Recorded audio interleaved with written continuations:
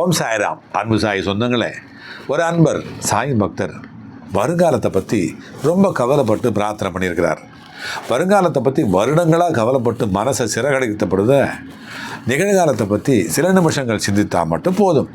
சாயப்பா எப்போவுமே நமக்கு உணர்த்துறது என்ன அப்படின்னா, இப்போதைய நிமிடத்தை நீ சரி செஞ்சியான்னா நாளைய நிமிடம் தானாக சரியாகும் அப்படிங்கிறது தான். ஒரு பிரச்சனை வந்துச்சுன்னா அதை பார்த்து நீ பயப்பட வேணாம். ஏன் இது எனக்கு அப்படின்னு கேட்காதீங்க. அதுக்கு பதிலாக எங்கே தவறு நடந்துச்சு, ஏன் அது நடந்துச்சு, அதை எப்படி சரி பண்ணலாம் அப்படின்னு அமைதியாக சிந்திக்கணும். தவறு அப்படிங்கிறது தோல்வி இல்லைங்க, அதை திருத்தி கொள்ளக்கூடிய ஒரு வாய்ப்பு அப்படின்னு நம்ம நினைக்கணும். செப்பனிடப்படுகின்ற ஒரு வாய்ப்பு, உயர்ந்து நிற்கிற ஒரு வாய்ப்பு. சாய் பக்தன் அப்படின்னா அவன் ஒவ்வொரு அனுபவத்தையும் ஒரு பாடமாக எடுத்துப்பான்.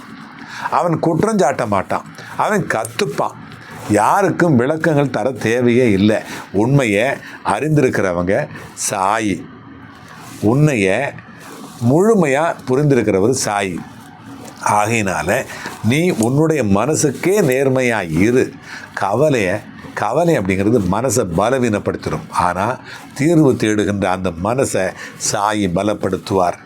மலர்களால் ஆன மணமாலை சில நேரத்தில் உலர்ந்து போயிடும். அதுபோல் புகழ் கூட நிலைக்காது, பிண மாலை கூட ஒரு நாள் வாடி போகும். அதுபோல் இகழ்ச்சியும் கூட நிலைக்காது.